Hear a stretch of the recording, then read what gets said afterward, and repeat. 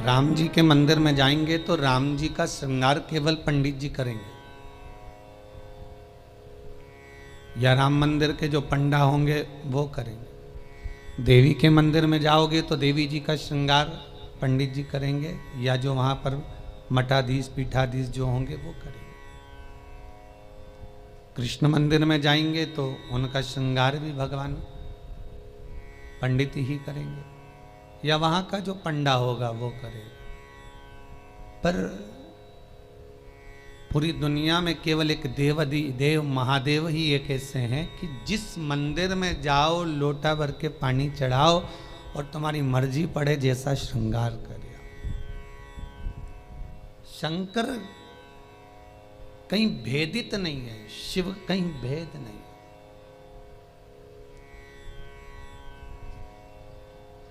और बड़ी एकाग्रता, बड़ा चिंतन, बड़ा मनन शिव का।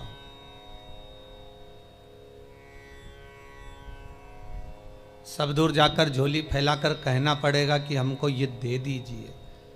शंकर के पास जाकर झोली फैलाकर कहना नहीं पड़ेगा कि हमको दे दीजिए। केवल अगर आप शंकर के चरणारविंद तक पहुँचे हो या शिव महापुराण तक कभी भूल से भी आप पहुँच गए हो तो ये आप आने वाले नहीं हो, आपकी सामर्थ्यता नहीं है कि आप शंकर के करीब पहुँच जाएं, शिव महापुराण तक पहुँच जाएं। ये तो स्वयं शंकर को कोई करुणा करना होगी, शंकर को कोई दया करना होगी, कुछ कृपा करना होगा। इसलिए बाबा ने आपको बुला लिया, बाबा ने आपको दर्शन दे दिया। वो शिव कर सकते।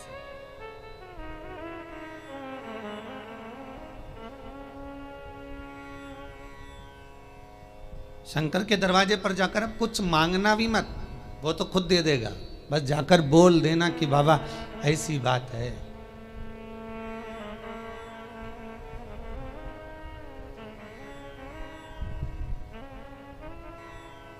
कल इंदौर से एक भैया आए थे, उन्होंने माइक लेकर बोला था, ध्यान होगा कि उन्होंने माइक लेकर उसको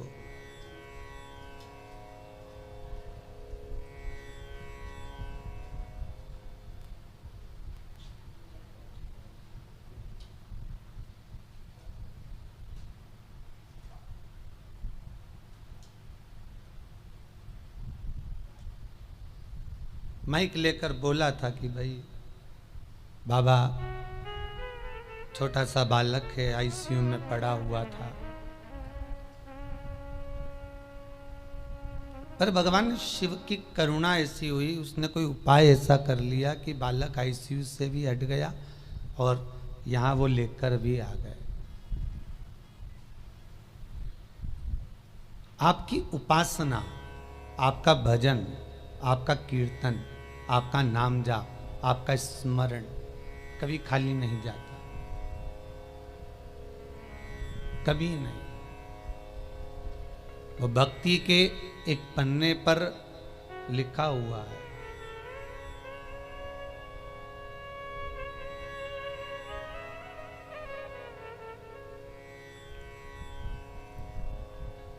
देवराज नामक का ब्राह्मण शिव महापुराण की कथा कहती है। 24,000 श्लोक इस शिव पुराण में है, 12 खंड हैं, 7 संहिता है। उसमें देवराज का जो चरित्र है, जो देवराज पहले तो सत्कर्मी था, भजनावली था, भगवान की भक्ति में डूबा हुआ था, भगवान का स्मरण में डूबा हुआ था, भगवत नाम में डूबा हुआ था। पर वही देवराज भगवत कर्म से वंचित हो गया केवल संगत के कारण। निवेदन है, ताली, थाली और प्याली, ये 3 मित्र मनुष्य को बर्बाद कर देते हैं।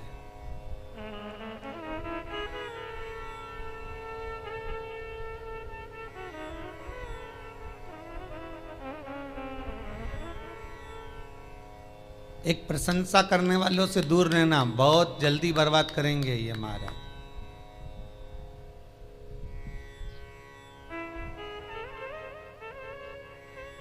बहुत जल्दी हरा सकते हैं आपको। फिर थाली मित्र, होटल में खिलाने वालों से सावधान रहना, पहले अपना पैसा खर्च करके तुम्हें खिलाएंगे, फिर पूरा चूना तुमको लगा जाएंगे। तीसरा है प्याली मित्र। मित्र को पीना याद नहीं है, अपने पैसे से पीना सिखाएंगे, फिर उसके पैसे से पूरी जिंदगी पिएंगे।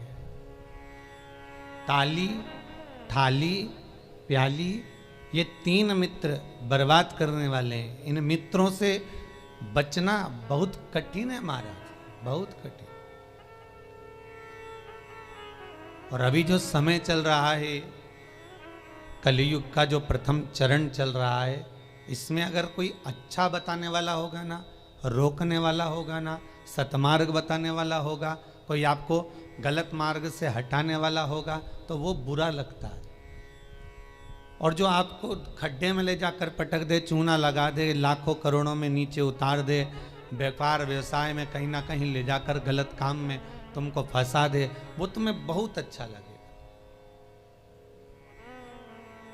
ये कलयुग का जो फेर है, कलयुग का जो क्रम है, वो ये निश्चित कर देता है कि आपको सतमार्गी ठीक नहीं लगेगा।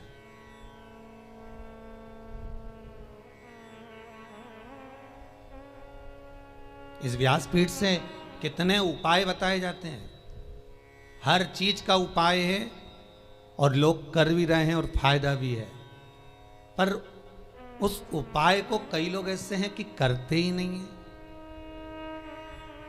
फिर किसी ज्योतिषाचार्य के पास पहुंचे, फिर किसी कहीं जाकर पूछ लिया, कहीं बाबा जोगी आ रहे होंगे उनके पास पहुंच गए, किसी का सिर घूम रहा होगा, माँ गेहूँ दाना लेके पहुंच गए, कहीं नारियल लेके पहुंच गए, फिर उनसे जाकर पूछेंगे, बताओ माता जी, बताओ पिताजी, हमको ये हो गया, हमको वो हो गया, और माता जी पिताजी बस तुमसे धन लूट सकते हैं। बताएं क्या? जो शिव है नजदीक में, जो शंकर है करीब में, जो शिव विराजमान है तुम्हारे भीतर, स्वयं जिसकी आराधना राम कर रहे हैं, जिसकी आराधना कृष्ण कर रहे हैं, जिसकी आराधना देवी कर रही है, दत्त कर रहे हैं, और सारे मंडल, नवग्रह, 16 मातृका, पंचलोकपाल, जितने भी देव हैं, 33 कोटि देवता जिसकी आराधना कर रहे हैं, वो शंकर की आराधना करने में अपना क्या जाता है?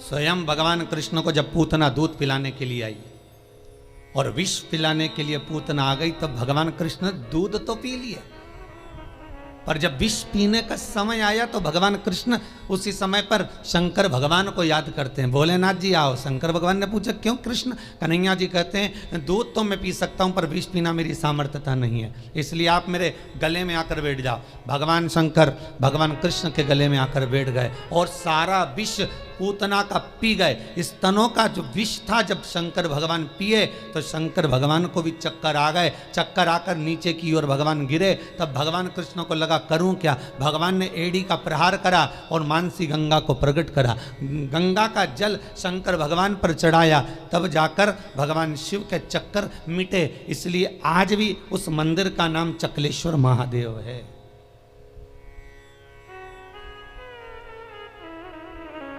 गोवर्धन नाथ जी की परिक्रमा में पड़ता है चकलेश्वर महादेव।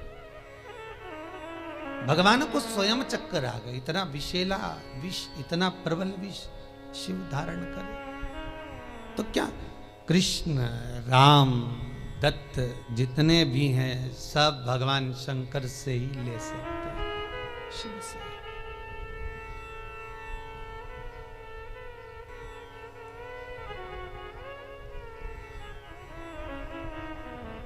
और कभी खजाना कम ना होता उसके दरवाजे का, वो लुटाता रहता है।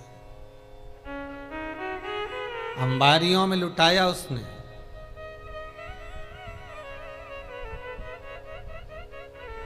जब विदर्भ राज भीष्मक की कन्या रुक्मणी ने भगवान कृष्ण को वर्ण किया, तब भगवान कृष्ण स्वयं ब्राह्मण से कहते हैं कि रुक्मणी जी से जाकर कह दो कि तू जगदम्बा के मंदिर पर पहुंच जा, मैं तुझे लेने के लिए पहुंच जाऊंगा।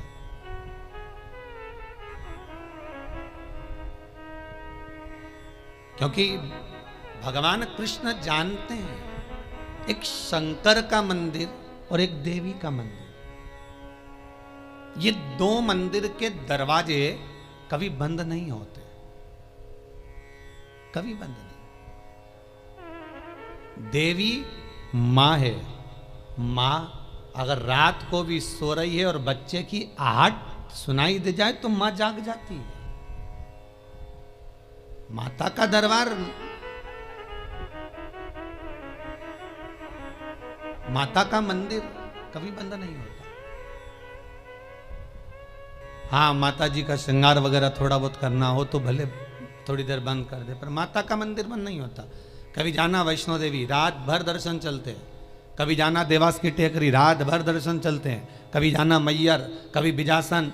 तुम जितने देवी के मंदिर में जाओगे, चाहे मनसा जाओ, कामाख्या जाओ, चाहे चिंतपूर्णी, नैना, ज्वाला, सारे मंदिरों में रात भर दर्शन होते हैं। क्यों? क्योंकि माँ अपने बच्चों को जागता हुआ देखती है तो माँ सो नहीं सकती। एक जगदम्बा और एक शंकर। शंकर का मंदिर भी कभी बंद, हाँ ये चोरों से बचाने के लिए भले मंदिर में ताला लगा दिया जाए, पर शिव का मंदिर भी बंद नहीं होता। तो शंकर का मंदिर क्यों नहीं बंद होता? तो शंकर भगवान की कथा कहती है क्योंकि शंकर शमशान में निवास करते हैं। शमशान का गेट काय को बंद करेंगे? वहां कौन आ रहा है? वहां तो कभी भी आ सकते।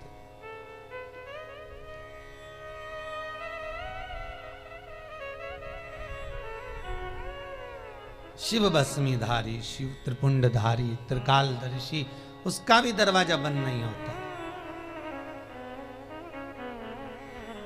कोई शंकर से पूछे कि तुम कितनी बजे सोते हो? भगवान शंकर से कोई पूछ ले या माता रानी जगदम्बा भवानी से कोई पूछ ले तुम सोते कब हो?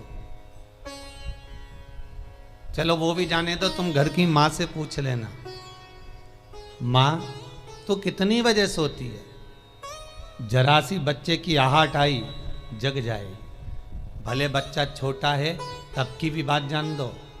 बच्चा अगर बड़ा भी हो गया ना, कॉलेज भी पढ़ रहा है, खूब अच्छी नौकरी वोकरी भी करने की तैयारी कर रहा हो या नौकरी कर भी रहा हो ना, तो भी माता का हृदय माता का होता है।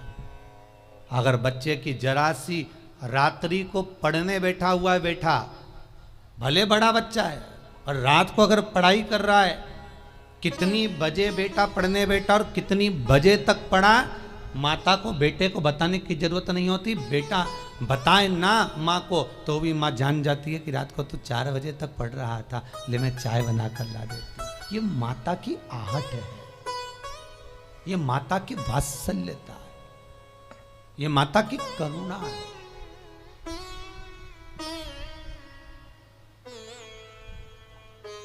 और बेटे का यदि मुख उतरा हुआ हो तो माँ जान जाती है कि आज कोई बात है, पूछेगी क्या हुआ, कुछ नहीं, कुछ तो है। अगर बच्चा उस दिन नहीं बताएगा तो 2 दिन बाद मालूम पड़ जाएगा, पर माता को मालूम पड़ेगा। मेरी माँ जगतजननी जगदम्बा दुर्गा भवानी से कोई पूछे कि तुम सोती कब हो, कोई शंकर त्रिकालदर्शी कैलाशी अविनाशी से पूछे तुम सोते कब हो, तुम विश्राम कब करते हो, तुम्हें निंद्रा कब आती है। भगवान ब्रह्मा को एक क्षण की निंद्रा आई और वेद हाथ से खसक गए। हयग्रीवा ने वेद ले लिए, तब भगवान तुरंत पधार कर वेद ला कर दिए।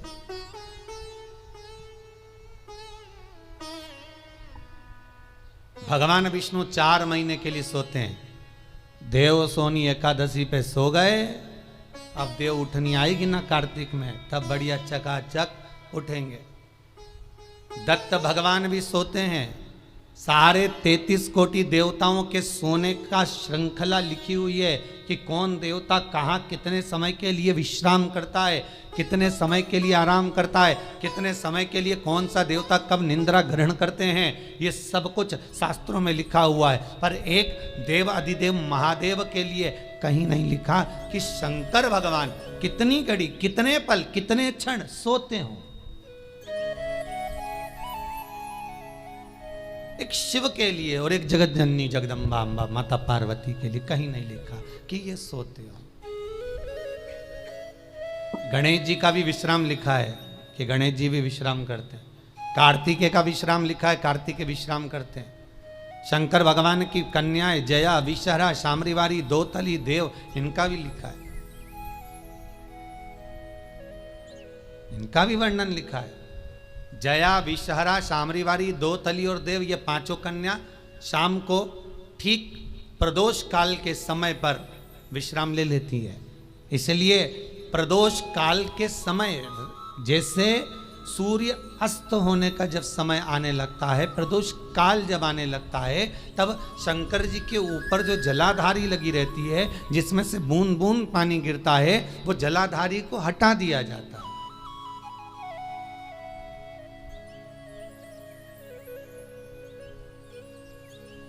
पर भारत की भूमि पर 4 मंदिर ऐसे हैं जहां पर जलाधारी नहीं हटती,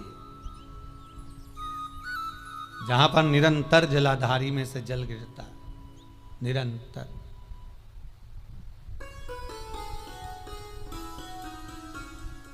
प्रदोष काल के समय जया, विषहरा, शामरीवारी, दोतली जो शंकर भगवान की कन्या है, ये भी विश्राम कर लेती। अशोक सुंदरी, शिव की पुत्री, ये भी विश्राम कर लेती। पर अगर विश्राम नहीं करते तो शिव, किसी ने पूछा सारी दुनिया आराम करती है, आप विश्राम करते हो, क्या मतलब है ये? शंकर भगवान कहते हैं मेरे कंठ पर भरा है विष, दिन भर लेता हूं राम का नाम, दोनों को मिला दो तो हो गया विश्राम। शिव विश्राम भी कर रहे हैं तो वो वाला विश्राम नहीं कि कहीं पलंग पर, कहीं सैया पर, कहीं जाकर सो गए, आराम कर लिया या तकिया लगाकर सो गए। भगवान राम का दर्शन करोगे तो सोते हुए दर्शन मिल जाएगा, कृष्ण का करोगे तो सो रहे हैं रुक्मणी जी चरण दबारी, श्री जी बाबा का करोगे तो ठाकुर जी सो रहे हैं, श्रीमद वल्लभाचार्य जी चादर उड़ा रहे हैं, सारे देवताओं का दर्शन करोगे आपको तो मिल जाएगा। पर शंकर का सोता हुआ फोटो कहीं मिल जाए आपको कि वो विश्राम कर रहे हैं और कोई उनके चरण दबा रहा हो या कोई उनका चरण डोला रहा हो, तो वो बहुत कठिन।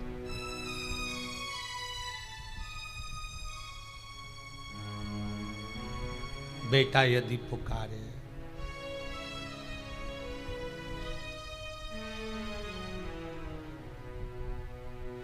एक वो पहले एक भजन चलता था, वो बेटा जो पुकारे माँ को आना चाहिए,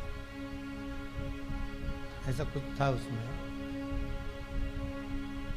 बेटा जो बुलाए माँ को आना चाहिए,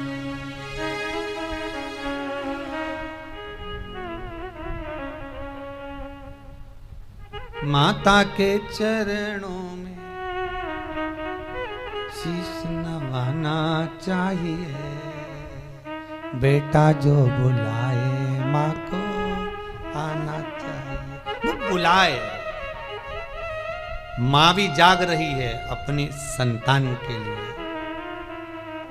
अभी ये 7 दिन की जो पुरुषोत्तम शिव महापुराण की कथा है, ये जब विराम होगी उसके बाद में शिव शक्ति शिव पुराण प्रारंभ होगी। उसमें सारे माता के एक एक भाव, जगत जननी जगदम्बा ने अपनी बिछुड़ी चूड़ी केश फेंक कर भी किस किस का उद्धार कर दिया और किस किस को मार दिया, वो तक का वर्णन है मारा। नवरात्र में अपन सुनेंगे कथा।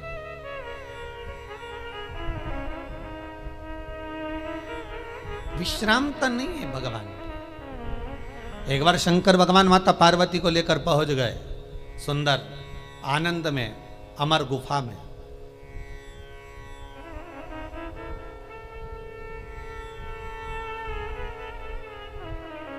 जिस अमर गुफा में शंकर पार्वती जी को अमर कथा सुना है, केवल पार्वती को नहीं, केवल माता पार्वती को अमर कथा नहीं सुनाई है भगवान शंकर ने अमर गुफा में।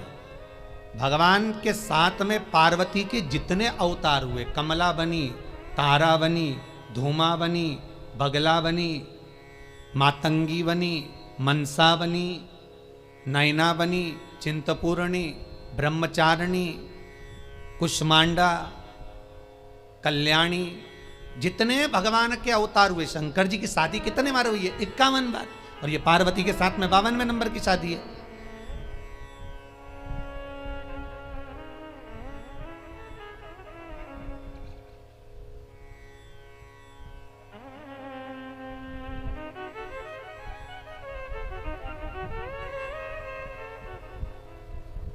कई बार ये भगवान की शादियों के पीछे भी झगड़ा होने लगता है, भाई लोग उसमें भी झगड़ लेते।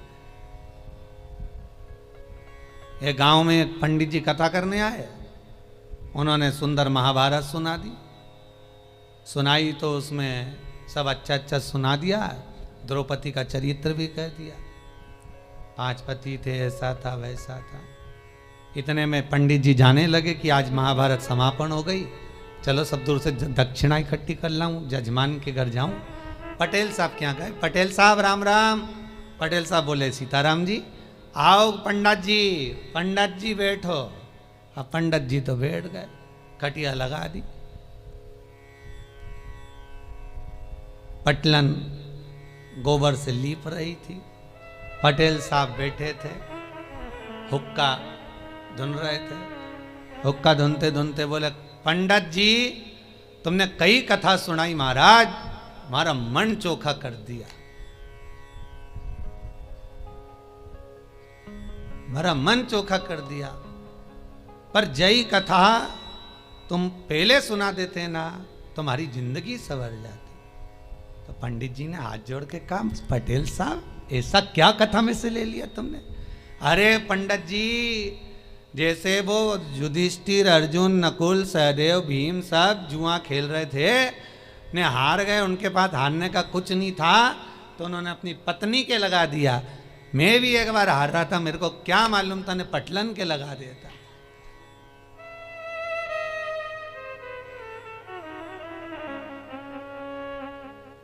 अब तो पटलन गोबर लीपती लीपती उठ के खड़ी हुई, इतना सारा घूंघट करके बोली पंडित जी सही में इतनी चोखी कथा सुनाई तुमने पंडित जी जिसका वर्णन नहीं है, पर जय कथा तुम पहले कह देते नहीं तुम्हारी जिंदगी संवर जाती। द्रौपदी के 5 पति जैसी मैं भी करके लिया थी। अब तो पंडित जी ने तो झोला बिस्तर सब बंद करके जाने लगे, दक्षिणा जाए चूल्हा में, अपन तो चलो, यह तो दंगा महाभारत चालू हो गया। तो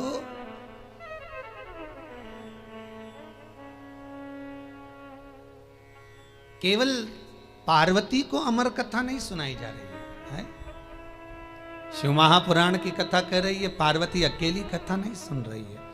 पहले जितने भगवान शंकर के साथ में पार्वती के अवतार हुए हैं, जन्म हुए हैं, हर जन्म में पार्वती शिव के साथ अमर गुफा में कथा श्रवण करने के लिए गई। हर अवतार में, चाहे उमा हो महेश हो, हर अवतार।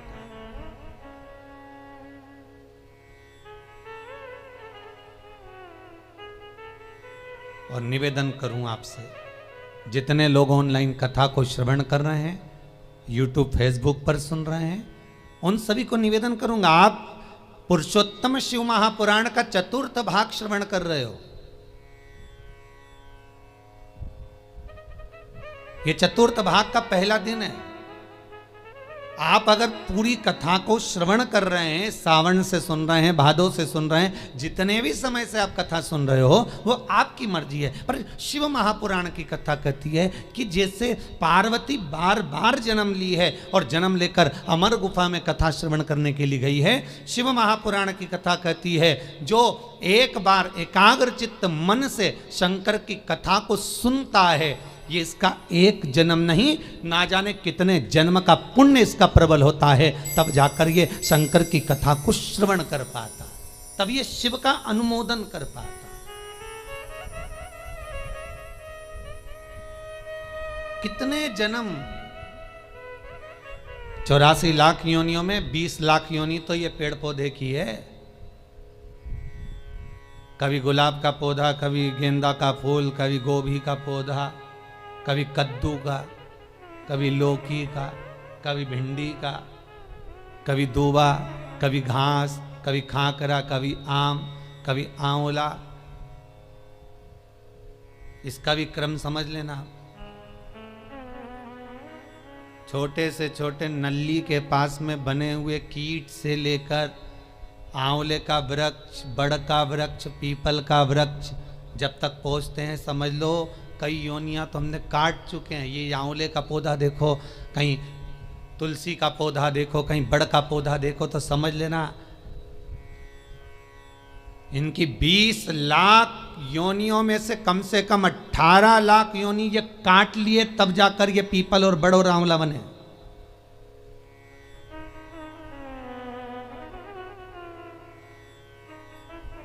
चौरासी लाख योनियों में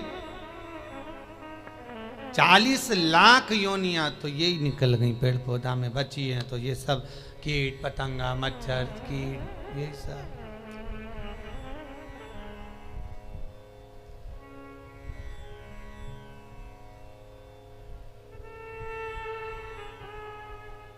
अब एक ये कोरोना महामारी हो गई, ये 84 लाख योनि में नहीं है, ये कहीं अलग से ही आ गई। ये जो जीव जंतु है,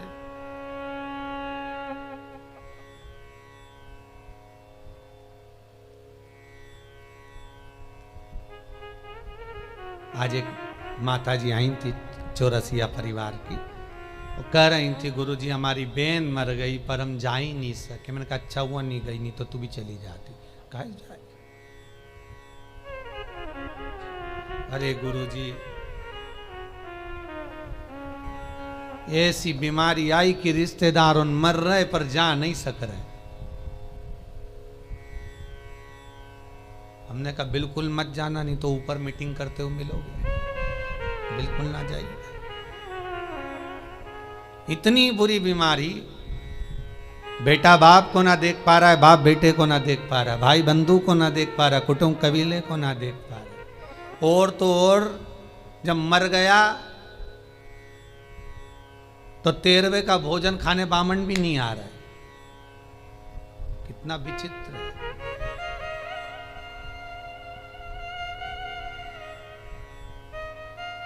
सोचा 12वें का भोजन करा दे, ब्राह्मणों को बुला ले, ब्राह्मणों ने पूछ ले भैया ये बताओ कैसे निपटा, तो के कोरोना में, तो के भैया रहने दे तू तो दादा चल। बड़ी विचित्र बीमारी।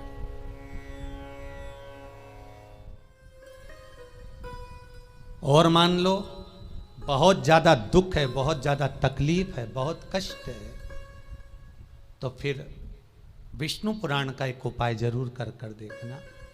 महाराज विष्णु पुराण में स्पष्ट कहा है कि कार्तिक का प्रथम दिन किसी नदी में स्नान कर कर, तालाब में स्नान कर कर, नदी तालाब नहीं हो तो घर में ही स्नान कर कर, घर के दोनों दरवाजे पर, घर के बाहर दोनों दरवाजे पर घी का दिया लगा दें, उसमें एक कमल गट्टा, किराने की दुकान पे मिलता है काला कलर का कमल गट्टा, एक एक डाल दें नाम और गोत्र बोलकर, और शाम के समय पर एक दिया घर की देहली पर प्रतिदिन कार्तिक के महीने में लगा दें। महाराज विष्णु पुराण का उपाय है। अगर ज्यादा तकलीफ है, बहुत कष्ट है, बहुत ज्यादा कष्ट के, व्यापार चल ही नहीं रहा, कर्जे में लदालूम हो गए, यहां तक गति हो गई कि मरने तक की सोच लिया, तो वो कार्तिक के महीने में कर लिया।